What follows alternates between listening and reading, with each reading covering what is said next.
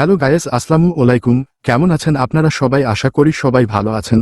আজকে আপনাদের মাঝে কানাডা ওয়ার্ক পারমিট ভিসা নিয়ে কিছু আপডেট তথ্য নিয়ে হাজির হলাম। কানাডা যেতে কত টাকা লাগবে, কানাডা যে কাজের সুবিধা বেশি আছে, বেতন কত পাবেন এবং যেসব ডকুমেন্ট প্রয়োজন হবে সেগুলো সব আপনাদের আজকে এই ভিডিওর মাধ্যমে জানিয়ে দেয়া হবে, যাতে কোনো প্রকার ঝামেলা ছাড়া এবং দালাল ছাড়া কানাডা যেতে পারবেন। ভিডিওটি না টেনে পুরোপুরি দেখবেন। কানাডায় সরাসরি আসার কোন সুযোগ নাই। অনেকে রকমটা মনে করে থাকে যে কানাডায় গিয়ে কাজ খুঁজে নিবে। এটা আসলে ভুল ধারণা। চাকরির উদ্দেশ্যে কানাডায় গেলে অবশ্যই তার কানাডা ওয়ার্ক পারমিট ভিসা লাগবে। আর এর ধরনের ভিসা এমনি এমনি দেয় না। কোম্পানি যখন নিজের দেশে যোগ্য লোক খুঁজে পায় না, তখন বিদেশ থেকে সার্কুলার প্রকাশ করার মাধ্যমে লোক নিয়ে থাকে।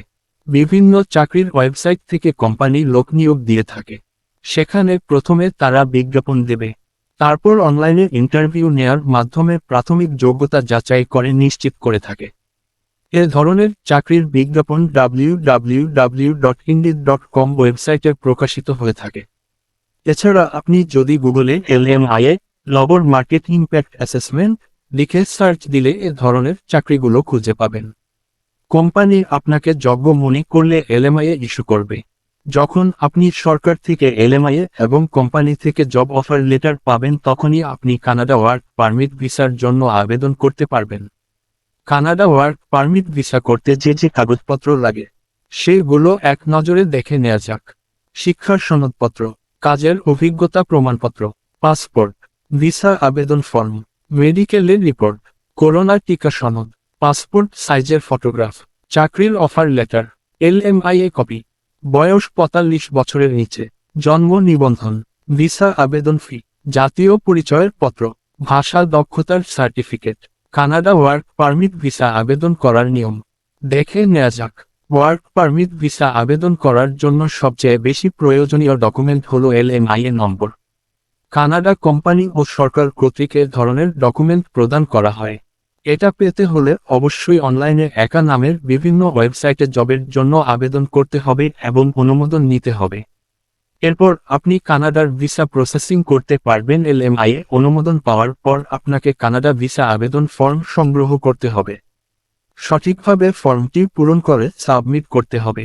এই কাজটি অনলাইনেও করা যায়। আপনি একজন অভিজ্ঞ মানুষের সহায়তা নেবেন, এতে কোন ভুল হওয়ার সম্ভাবনা থাকবে না। এজেন্সি থেকে সাবধান থাকবেন। অনলাইনে আবেদন ফি প্রদান করতে হবে। কানাডায় ওয়ার্ক পারমিট নিয়ে যেতে চাইলে আনুমানিক খরচ পড়বে প্রায় 10 থেকে 20 লাখ টাকা। এর মধ্যে সরকারি কিংবা বেসরকারি ওয়ার্ক পারমিট ভিসা ফি, বিমান ভাড়া, মেডিকেল টেস্ট খরচ এবং ভিসা আবেদন ফি অন্তর্ভুক্ত রয়েছে। ওয়ার্ক পারমিট ভিসা সাধারণত 1 থেকে 2 বছরের জন্য হয়ে থাকে। ভিসার মেয়াদের উপর নির্ভর করে খরচ কম বেশি হতে পারে। এটা একটা আনুমানিক হিসাব। সঠিক তথ্য পেতে অভিজ্ঞ মানুষের সহায়তা নিন।